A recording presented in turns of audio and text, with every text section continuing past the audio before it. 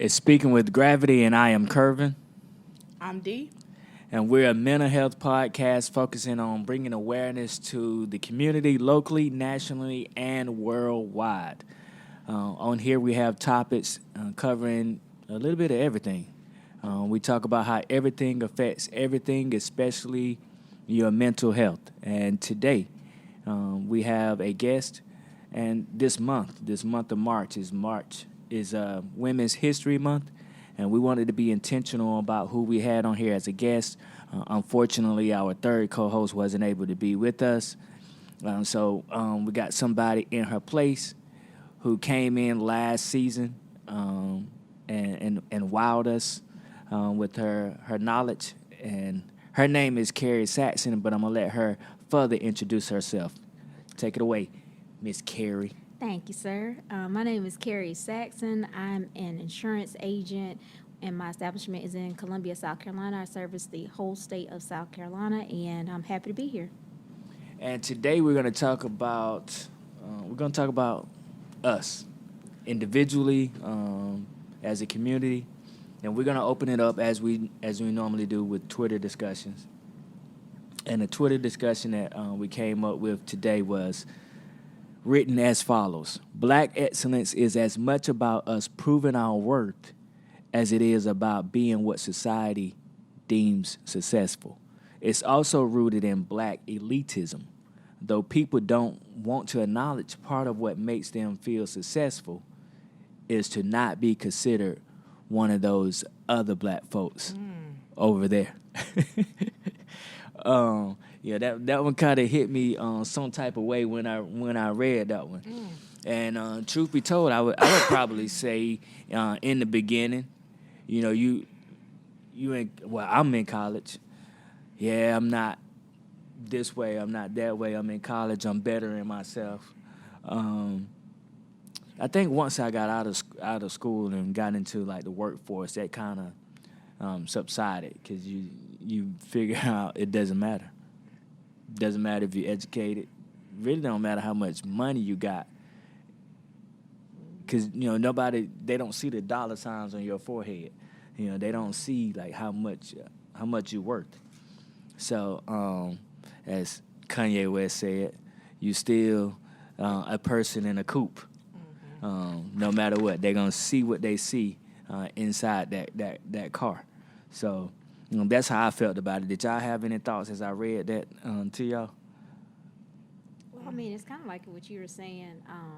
I know just my personal experience, you kind of, when you're in school, you kind of have to conform to whatever gets you through the door, right? Mm-hmm. Gets you the diploma in your hand. And when you get out here and realize there's people all walks of life, and everything that you perceive is not necessarily telling the whole truth, you could be in a Beamer and not be able to afford the Beamer. I mean, it just comes down to being true to yourself, so you don't set yourself up for failure. But a lot of times we just do whatever we think is perceived as successful, and that's dangerous. Yeah. That's real dangerous. You have anything, D? Man, I was just looking over the power in that last sentence, though. Though people won't acknowledge, part of what makes them feel successful is to not be considered one of those other black folks over there. That's a powerful statement. That is a powerful statement, and really thinking about, for a long time, that was my mindset. Like, I'm not them. You know what I'm saying? I don't live in the ghetto, I guess that's what some people would say. But realizing that ghetto-ness, and it is, some things is more of a mindset than an actual physical location. And it really realizing how powerful the mind is. And in terms of equality, something that we hear oftentimes, people say that's what they're fighting for. But how often we really conform to not being equal amongst our own. The very things that we try to fight against are the very things that we're doing. Self-segregation. Yes. Yeah. And, and I guess, and seeing it written in that complexity, I think that's what I tried to say in one of our previous episodes of, we really have to take off this idea of separating ourselves by the very same classism, sexisms, all these things, because we're just creating further division amongst the divided, yeah. right? You know what I'm saying? We're finding ways to make our numbers even smaller. So shout out to whoever wrote I don't know who wrote that one. I don't even know came where I up got with that that from. Twitter discussion. I gotta do a better Real job life. of writing Yeah. down who said what. But you I gotta do a way better job. You end up being subpoenaed. Yeah. All right, so our QD of the hour, quotable data, is 20 years ago there was one recognized billionaire who is Bob Johnson. Today, according to Wikipedia, there are 12 black billionaires. Up until 2007, there was no more than 2 at a time. And then after 2000, I think it was 2008, that's when you start getting like 4 or 5, and now we're up to 12. So that goes into our introduction. Depression and anxiety can be significantly influenced by our self-critical voice and subsequent behaviors. Yes, there was a Jim Crow era. Yes, there was slavery. But contrary to unpopular opinion, we have progressed and we have excelled as a people. Today we will discuss if old ideology is creating cognitive dissonance and a lack of real effort to continue to progress. And that QD of the hour really kind of flowed because, we could talk about, we have talked about this, even, privately, of course, but also on the podcast, how, it's difficult being African American, trying to open up your own business. It is difficult. But the fact of the matter is, it's also possible. Because you go from 1 to having 12. And if you look at the 12, I think 5 of them are like 4 or 5 of them has to do with like entertainment. I think it's all entertainment, like maybe 1 sports person. So, but outside of that, everybody else have done a business. So it's feasible to make it to that billionaire status, and in a few years it's going to be trillionaires. We're going to have trillionaires out here, but it's feasible to do that. Are we our own worst enemy as to for why we only still have 13?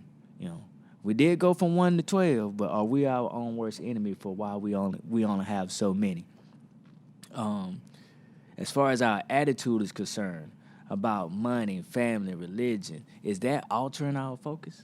And when I say us, when I say our and us, I'm talking about the African American community, but we can even put it in a personal standpoint. Like, is my own individual family like that? Or am I like that as a person? And I would venture to say, to some degree, my attitude hasn't been the best up until somebody called me on it. Somebody called me on it a few years ago, and I was complaining about something, and the statement was as simple as this: so what you gonna do about it? And I had to look at myself like, dang, what am I gonna do? Am I gonna cry about it? Am I gonna whine about it? Or am I just gonna take this path and try to make a difference? What are y'all thoughts on that? I'm gonna tell you what my grandma said. If you gotta ask the question, you already know the answer. I mean, if we already are asking this question, we know that it's a part of the problem. I mean, it might not be all of a problem, but it's the majority of it. If you're just gonna be real. I mean, if I know that I want to go somewhere and feel comfortable in the ocean because I'm deathly afraid of water, I got to learn how to swim to give myself the confidence to go out there. But whose fault is it that I can't swim when it's a million places I could learn to go swimming? I mean, it's not like it's impossible, but yet we'll say, well, I'm scared. You've been scared of something, the whole time. But we'll have a million excuses. Like, we were talking earlier, probably, but the truth of the matter is I used to be running 120 miles a week, working out literally 7 days a week, could knock out whatever workout it was, go play with the kids at the church, do whatever I had to do, not be winded and barely sweating. And I'm sitting up here now, like, struggling. Everybody's like, oh, you so petite, you so this, you so that. I'm like, well, I'm not healthy.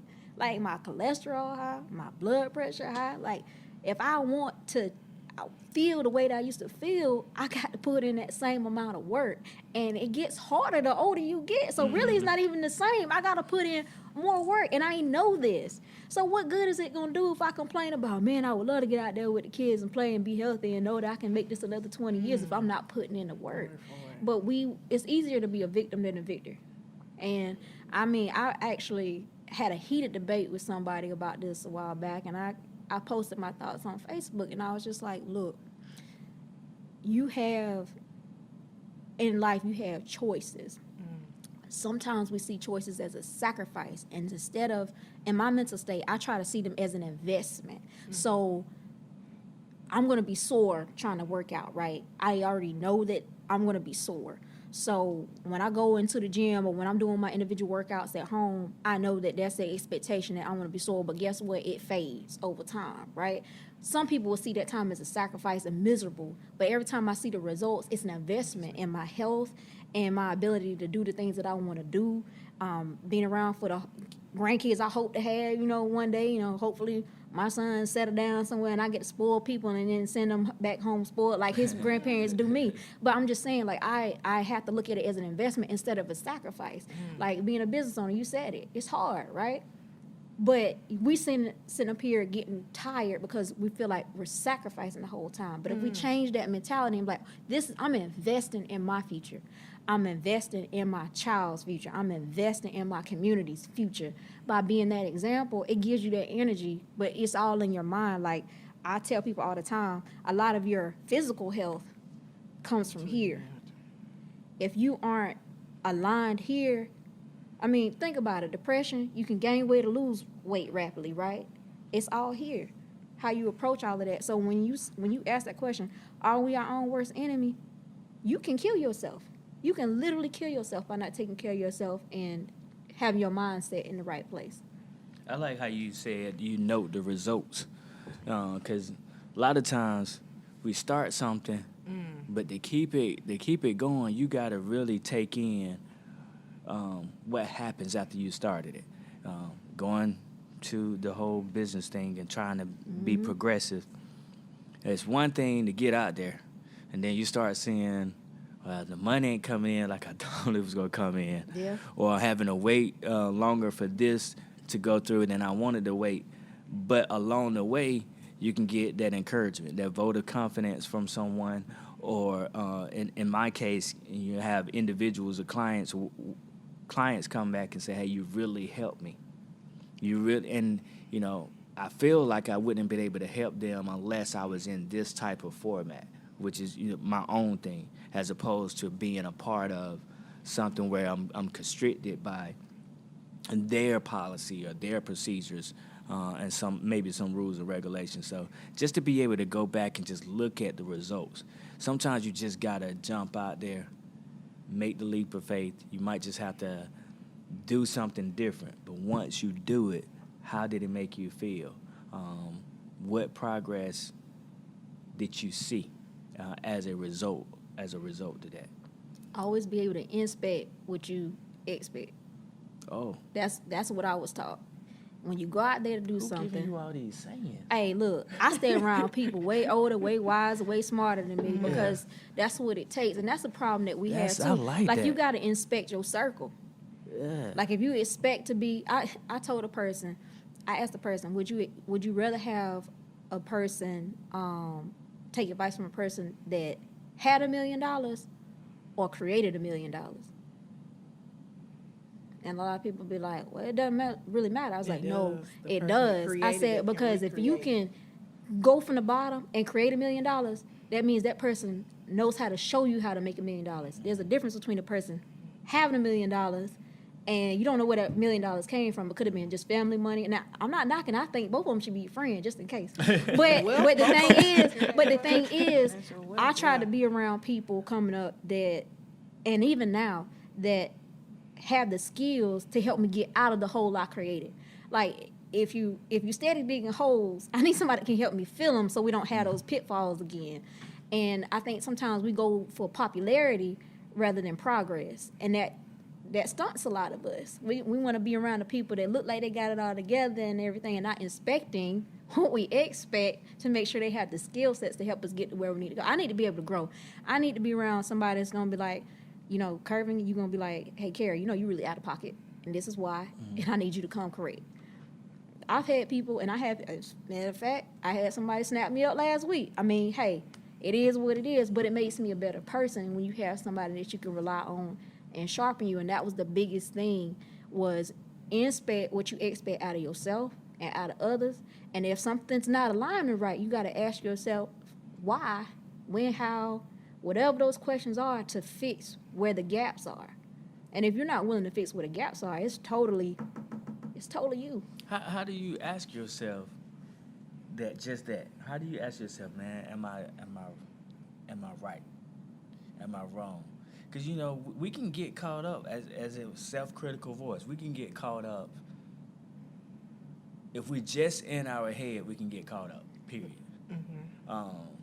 Did I, especially when we're talking about microaggressions, a person say this, did they say what I thought they said? Did they mean it in the way that I think that? So how do we check ourselves? I do like what you said about your circle. That's obviously one way. You have a good circle around you. Mm-hmm. But your circle don't always know what's in your head. So how you check yourself? I think it comes down to communication. I mean, here's the thing. We've met a few times, right? And we know, my style, and I'm really just transparent. But at the same time, you don't know me that well because you hadn't been around me as long as other people. And I think you have to be conscious of how somebody met you. You have to be conscious of that. Like, there are things that, I wouldn't joke with you about because we don't go back that far. Like, you might expect something like that to come out of my mouth at this point, but it would still take you aback the first time because you're like, whoa, you real comfortable with yourself. And I'm like, yeah, I am. But the thing is, I know my best friends, like, that have been ride or dies for a long time. They know, really, but they know not to take me too serious. But if it was somebody off the street, I could say something because I'm very quick-witted and I talk trash. So if I say that to the wrong person, I have to be like, oh, wait, I'm so sorry. I didn't mean it that way. I joke a lot. So what I do in my office, like, I'm very casual. And you could talk to any of my customers. Like, they could ask me some random stuff. And I'm like, well, this is what I think. But I tell them all the time, hey, I joke a lot. So if you don't like an agent that jokes a lot or that, just let me know. Because I said I'm not trying to be offensive, but that's just how I am. You have to realize what I might consider a strength could also be a negative to people that are a little more serious than me or just have a dry sense of humor. I just have to be okay and know that might be what I feel is a strength is a weakness as well. You have to know yourself, and you have to know in which relationships you can engage on that level. And I think that's just self-awareness. Am I overly critical when it comes to that? Not as much as I used to be because now I've matured and kind of know. And I think that just comes with experience. I think you're going to have some places where when it's new territory, it's kind of like when you're a little kid riding a bike. Like, you get that first mile out the way, I got this, but then you come to an intersection, you forget how to use the brakes, like, Or you get nervous, you know exactly what to do, but you're nervous. You're nervous, and that's okay. I think sometimes we got to be okay. I think the biggest part of being self-critical is not the actual criticism itself, criticizing yourself and, getting your thoughts together and trying to articulate them within your own head, that's fine. It's when you get stuck there. Mm-hmm. Like, it's okay to recognize I did this wrong, but let it go and realize you learn from the lesson and move on. We get stuck on, we should have never made a mistake. No, you're living, you're going to make mistakes. You got to get past that part. And I think that's where the self-criticism kicks us in the butt. We get stuck there. I remember I got my first B. Y'all, I cried so hard. I was miserable for weeks. And then I remember when I graduated from high school, my mom said, you still remember that B? And I do. But the thing, she said, did it matter? You graduate with a 4.0. Like, it was 1B out of a sea of A's. But you focused on that 1B for literally, I think that was elementary school. It affected me that much. And it doesn't even matter. Nobody in college asked me about that 1B. Nobody in a job later. But I'm still stuck on that 1B that I had. Like, it hurt my feelings to see that red ink. But our minds, we focus so much on the trauma instead of the healing. It can conquer you, like if you let it. And that's where that criticism comes into place. You have to be willing to let stuff go and realize it's really not that big of a deal. And it's okay to remember that B. Yeah. It's okay to have in your mind the trauma because it's gonna prepare you or prevent you from going into that same path. With that particular B, right? You probably knew what you did wrong. I did, but I got stuck there. What did you do wrong? I got stuck there. You didn't study? No, it wasn't even that. Like, I didn't show my work on my math because I did everything mental math. And I was just like, but I know how to do it. Like, it wasn't, but part of the assignment was to show your work. And so from that point, you start showing it. Well, when we're talking about trauma, processing it and making and becoming aware of it doesn't mean forget it. We don't want you to forget it because we don't want you to put yourself, or you don't want to be placed back into that particular situation. You want to learn the lesson. Yeah, you're learning a lesson. You have what they call that hypervigilance. You have an awareness now regarding whatever trauma that is, so that you don't enter into that same type of danger again. So never should you forget, but in the same token, you got to take those memories and apply them appropriately. Apply them appropriately means how can I use it to not get there again or to better myself or to overcome whatever it is that I'm trying to overcome. And in this case, again, are we our own worst enemy? We can look at the traumas of Jim Crow. We can look at the traumas of slavery. But then you just going to hold on to it and be angry? And see, that's what I'm talking about. Like, that, I was scared to take another test. Because I was like, I would mull over the instructions to make sure I read them. And I'm like, what is it? Like, if I stay on these instructions, I don't have time to pass the rest of the test if I'm overreading, overthinking. I got stuck in my own, became my own worst enemy. Yeah. Focusing on it too much. Yeah. Like, I was too focused on it. So that's when I say get over the trauma, and like, you can't let it be a roadblock either. Right. And that was what I was doing. Like, I was so deathly afraid to take tests. I had test anxiety after that. My mom was like, "It's 1B. Like, I need you to chill. Like, you still on the honor roll. We won't even see that, but you still have an 8 average, just 1B." And I was just devastated. Like, I was striving for perfection. And, I saw this message, and the guy's right. We can get stuck on stuff so heavy, like pursuing perfection and all of this stuff, but it's like practice makes better, makes you better. It doesn't make you perfect. And sometimes when we talk about our attitudes towards money, family, religion, altering our focus, I think we're so focused on being the idea of perfection and just not being a better version of ourselves, and we've lost being able to teach that. Well, I think that comes from, and I just had a conversation with someone recently. I know in the era that I was coming up in, we were taught failure wasn't an option. Yeah. And I grew up telling myself that I can't fail. But the reality is failure is always an option. It just can't be your final choice if success is what you're pursuing. And I think because we were taught we can't fail, we always have to be the best, we have to be better than the next, it always put us in competition with other people. And so, you know what I'm saying? When you stop and think about it, you have to be true. And kind of going back to one of the other episodes, true to what is it that is my own personal values? Like, I know so many people who, say they went off to college and college was a waste for them. Well, then I have to ask the question, did you go to college for you, or did you go to college because it was the expectation for you, right? Because if you did something you didn't really want to do, you're not going to pursue it. If it was never your true desire to be in a classroom, you just went because it was something somebody expected from you, then you failed yourself. But it wasn't college that failed you, right?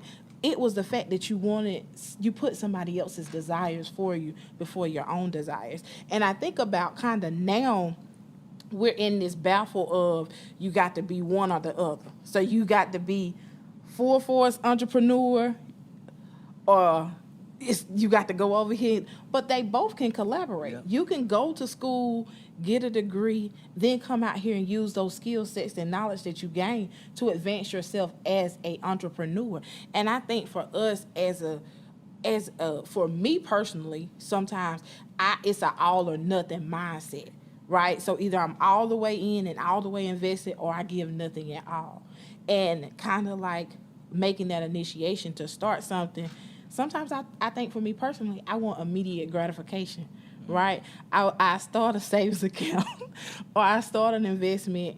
I want that $50 to turn into $50,000 in 1 week. That's not gonna happen, right? If you find that investment, let me know. Yeah. Holler. Please do. You Please share that and information. So I'm like, instead of me saying, okay, let me add another 50, well, that 50 ain't changed. No, well, let me go over here and buy this watch I seen for 25. You know what I'm saying? Taking away from what I've already created and started. And I think it kind of goes back to what Carrie said. You really have to sit down and put that value into what it is that you're truly desiring. What is the outcome that we're wanting? For an attitude towards our own, can we be our own worst enemies? I think in a lot of ways we are, because we have been taught to really kind of pull ourselves up from our bootstraps and look at stuff in the mindset. But some of it is not always about just seeing ourselves win. I win when you win, right? Mm-hmm. And that's how we got to kind of look at prospects. And it's not for me, you winning and now I'm intimidated by your success. I think oftentimes we get jealous of, I ain't gonna say jealous, but I think we get... No, you're right. Jealous, I guess, you're envious. Right. Yeah, and, in a way of other people's success because they did it differently, right? The first time somebody goes out and, you talked about going swimming. Well, the first person that joined the swim team that's black, they got mocked. You know what I'm saying? They got ridiculed. But at the same time, now when we see them at the Olympics, once they've gotten there, now we want our children to go to go. You see what I'm saying? So it's like, so why did we have to make such a hardship for them? Why couldn't we just have given them that support when they were trying to join in the swim team in middle school? I ran cross country. Yeah, the first thing came out your mouth. We don't do that.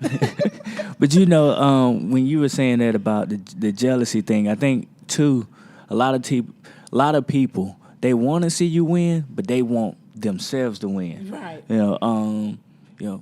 I'm okay with everybody else winning, but I wouldn't mind me winning too. And so, but you have to check yourself. That goes back to that statement you said before then. What is your overall outcome? What outcome do you really want? Is it more important for you to win at all costs above everybody else? Or is it important for you to accomplish a certain goal? And when we're talking about being our own worst enemy, I would rather just accomplish a goal of doing this, being able to do it, and kind of inspiring somebody, instead of having to be, I want to be number one. I definitely want to be number one in the state, number one in America, in whatever I do. But I'm okay with if I don't make it there, just that process of doing it, being happy that I'm doing, being relevant, being competent at actually what I'm doing. But I love that statement when you said you've got to know what your outcome is. If you know what your ultimate outcome is, now you can take the certain paths that you need to take to get there. You can set the goals to get there to that outcome. Then it's other things become a distraction. Yeah. Because that's what it is. We easily are distracted by other things, right? And I can blame you for not being successful, right? I can blame you for the things that I do. But there are times when, I can remember, like, in my house, I never saw drugs. My mama didn't drink none of that, right? So I could go around people who were using drugs, smoking, or doing whatever, and I didn't do it because it wasn't what I wanted to do. Like, it didn't have value or purpose for me, and I had enough strong will to do that. I'm not saying everybody has that same strong will, but that just wasn't of value to me. So when we put our mind to things, it's amazing what we can accomplish, right? And so I actually tell people that, and I had that conversation too, even when I was working with kids, they used to be like, well, my son don't know how to do math, or they don't know how to do this. And I used to be like, but you just told me your son play Fortnite, right? You just told me they do these things. So when you first bought that PlayStation, they knew how to play? No, they didn't know how to play the game. How did they get better at it? They practiced. Anything we practice over time, we get better at. Yep. Right? So, of course, first starting out, we're not going to be the best at it. We're not going to be the best at our finances. We're probably not going to be the best at our relationships if we're starting out, if we're changing things. Over time, the practice and effort that we put in with it, we approve. And in that, you got to be willing to get uncomfortable with being uncomfortable. Because with knowledge and growth, there's no way for you to stay the same. You can stay true to yourself, stay true to the values and morals of what you have, but you cannot stay the same and grow. It's not possible. I tell people all the time, I ran into somebody, because I used to be really quiet, and, they say, oh, I didn't even realize you were the same person, because I had cut my hair, I was very talkative and, outgoing, and they were like, oh, you changed. I was just like, bro, you ever seen a seed that's a tree? Like, I never seen them in the same place. Like, if you plant a seed and it grows, it's going to be whatever it's supposed to be if you nurture it. I said, I've been nurturing myself. And when I say myself, I don't worry about anybody else. I mean, I value you guys as human beings, but Carrie got to make sure she's straight before I can try to invest in anybody else, right? So I've been making sure I get around people like my circle that can water me, prune me when I need to be checked. Because, it's both parts. You can't just be around people that hype you up all the time, because you can be hyping me up to go into a fight. I ain't going to win. Like, I need somebody to tell me, whoa, that person is way bigger than you, Carrie. I need for you to back down, girl, back down.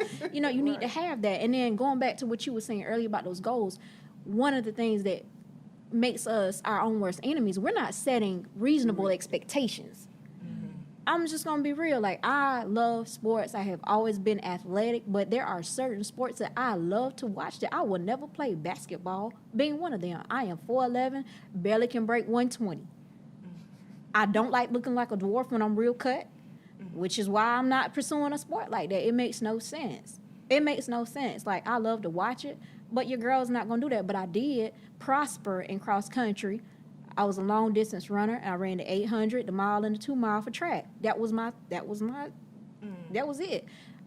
Sometimes you have to be okay with, you might enjoy something, but it's also not for you. Be reasonable in your expectations for yourself. So then your expectations aren't so you don't. I tell people, when you set unreasonable expectations, it's like climbing to the really tall ladder and jumping off and expecting you're gonna be okay. Afterwards, right? You gotta set reasonable expectations. So if you do have a little, it doesn't hurt so much.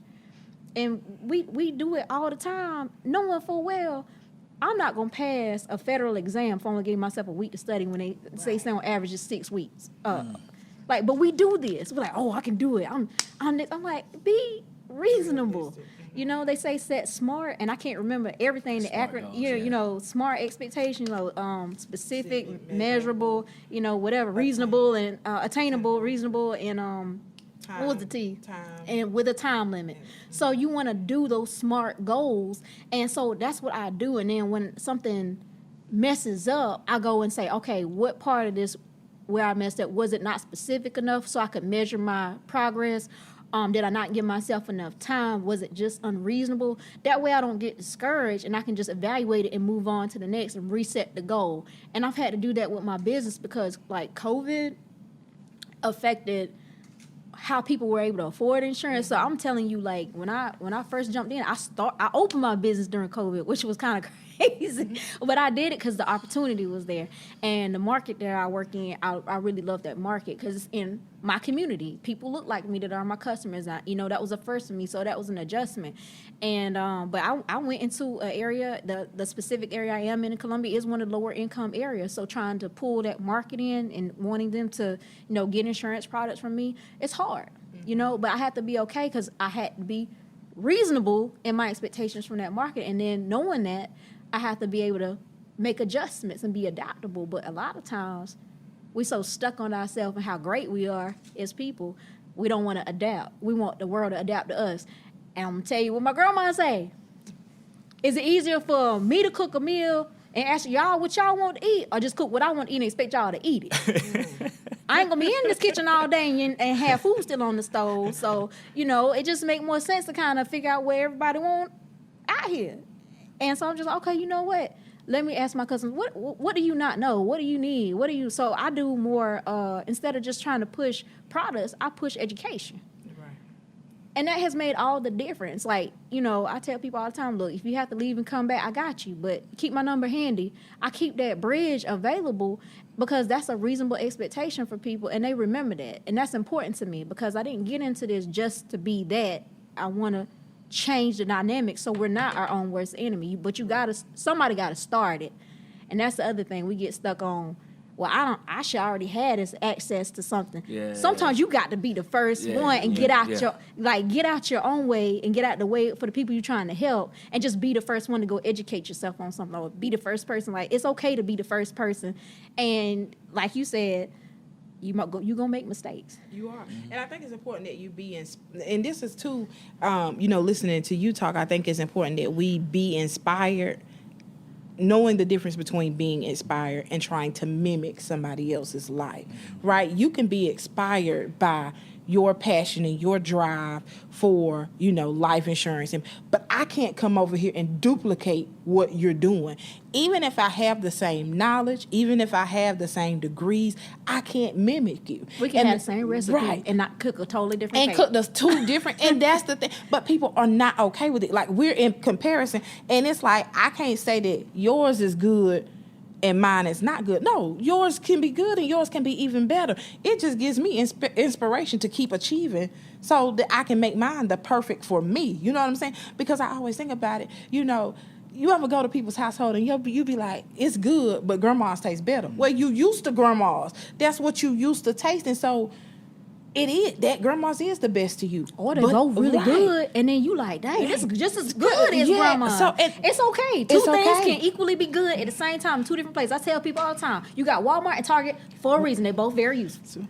I'm not taking anything from either one. Either one of them. And I was having this conversation with, I think it was with Taisha earlier. No, it was with another friend of mine. I don't know. We were talking about the Kanye documentary earlier, and I really, as I was watching him through these episodes, it was almost like people were mad at him for the belief that he had in himself. Yes. Y'all upset with him. And I know he got a lot of controversy going on right now. I'm not here talking about, that. I'm not going to get into all of that. But when we talk about the origin of him and we talk about where he originated from, people hated him because he believed in himself. Like, that was mind-blowing to them that and if we really go back to it, when he was doing these movies, he told us he would get to this point, right? He really said it in every episode. He told us he was going to be the number one rapper. He literally said it, and he believed it in his mind and in his heart, and he pursued it.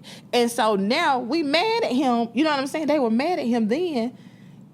Then he got to this space. Y'all, we still mad at him, but that's what he wanted to do. Like, that, the fact that he had so much self-respect for himself and what he believed in, people were mad because they want to know why. And I was like, there's a difference between confidence and arrogance, right? Mm-hmm. To me, people say he was arrogant, but I just feel like he sold out, believed in his dream.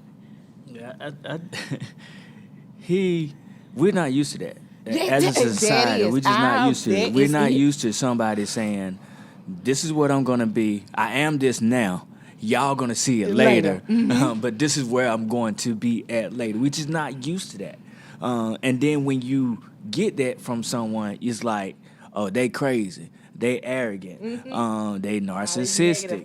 Connotations, yeah. Oh, they ain't going to make it, just flat out. Like, you just ain't going to make it. And he even said it in there. He was like, how can you be mad at me for being overconfident? What is overconfident? And, to some degree, he's right. And when I say to some degree, I'm taking your explanation of the basketball, right?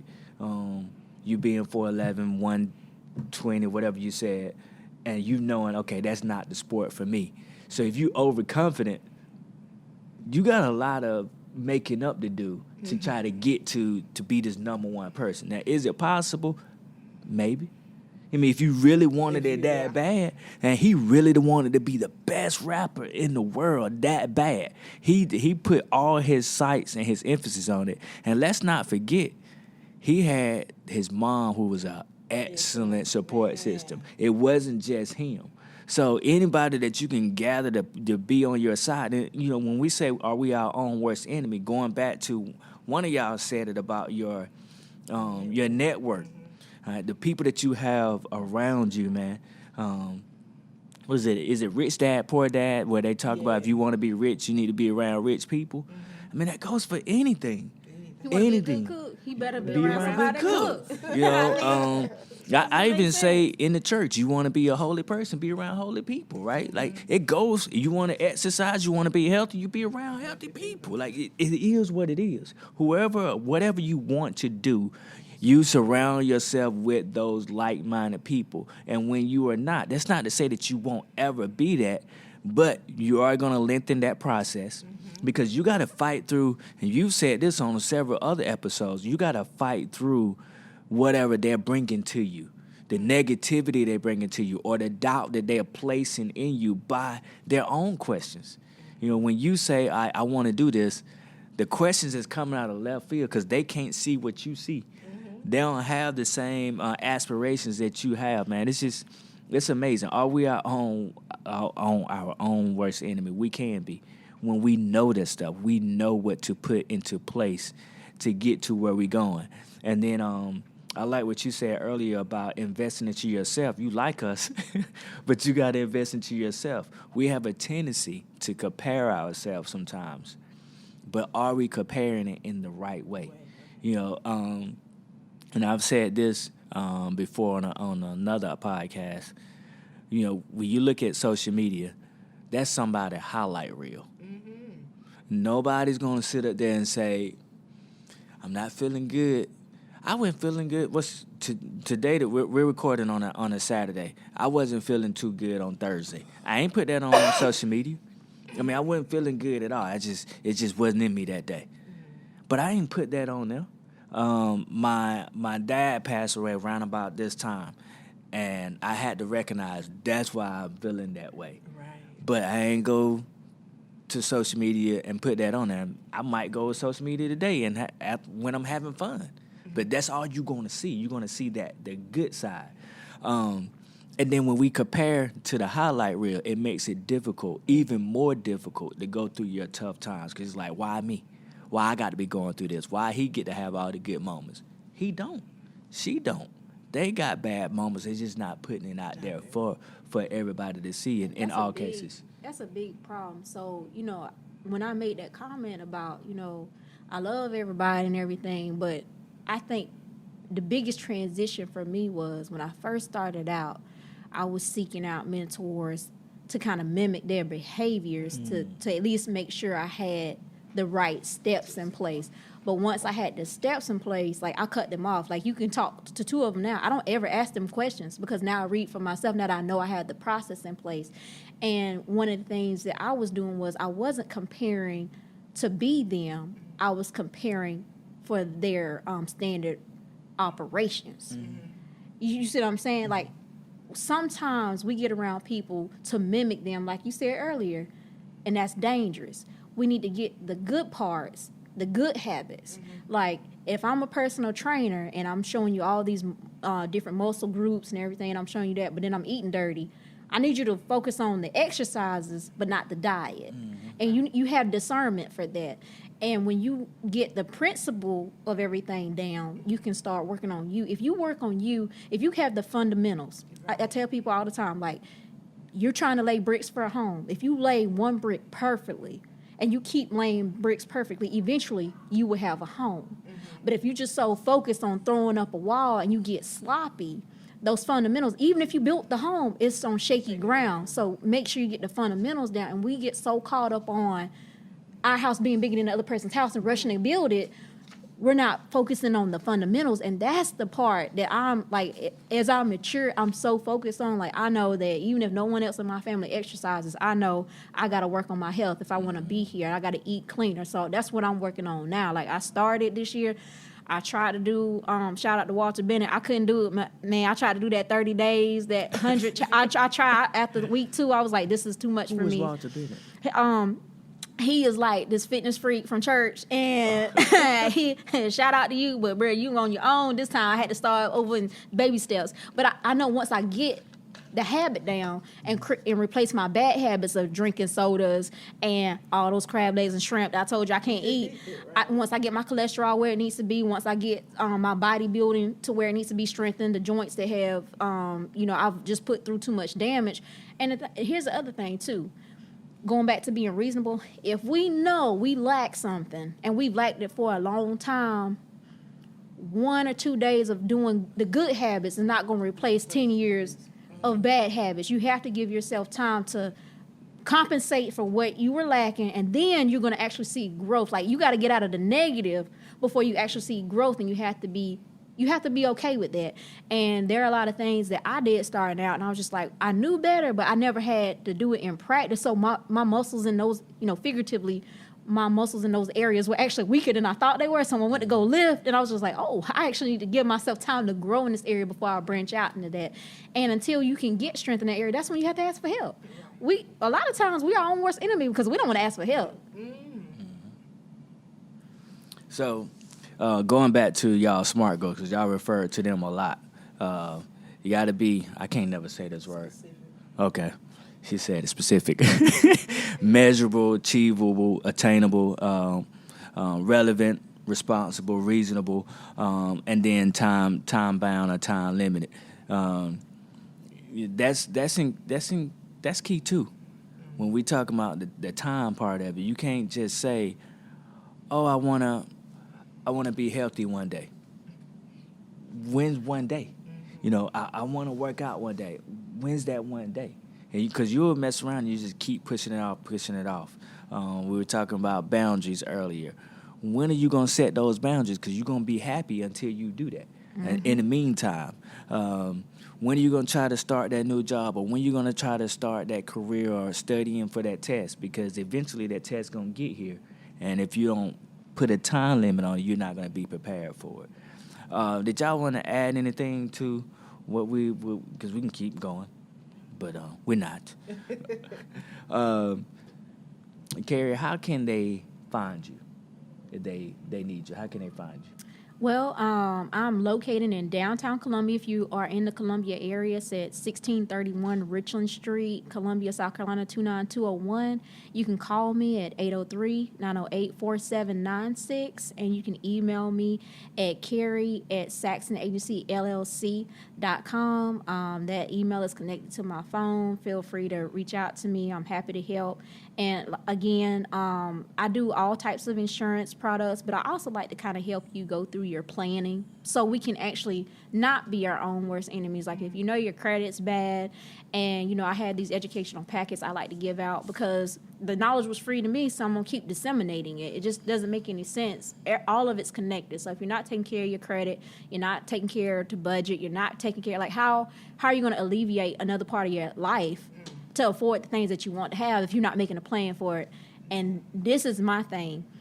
If you are planning to take a trip, you're going to have a map and some directions, right? Mm-hmm. So how the heck do we think we're going to make any kind of destination financially or mentally or spiritually or whatever, physically, if we don't have a roadmap to success for our life? So, this is where we start. You got to start and realize that you are your own worst enemy by not properly planning, not holding yourself accountable. I mean, it starts with you. People will treat you how you allow them. That's the first one, right? Mm-hmm. And then if you're disrespecting yourself by not setting plans, nobody owes you anything. Like if you're not going to hold yourself accountable, and I tell people all the time, we both grown, and you say you're hungry and you got access to the refrigerator just like I do, I'm gonna look at you like, "That's a refrigerator." Right. I'm not gonna feed you. You're grown.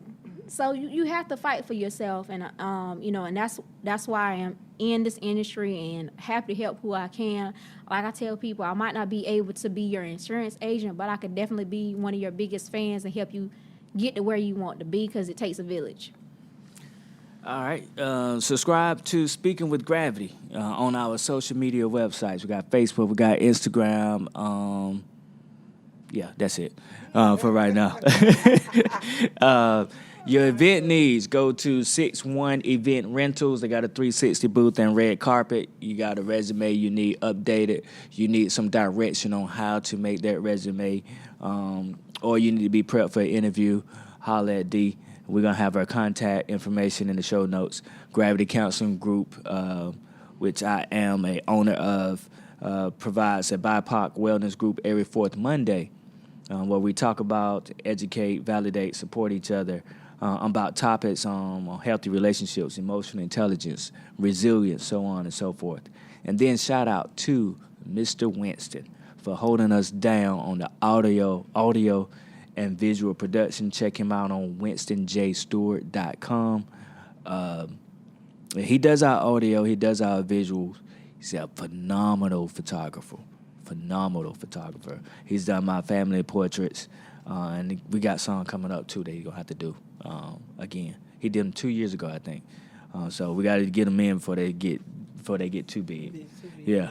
Thank y'all for taking the time to listen. You could be doing anything right now, but you chose to listen to us or watch us on YouTube. If you haven't subscribed to us on YouTube, make sure you do it right now as I'm talking. And then remember that we are therapists, me and D. We're therapists. But this ain't therapy. It's a podcast.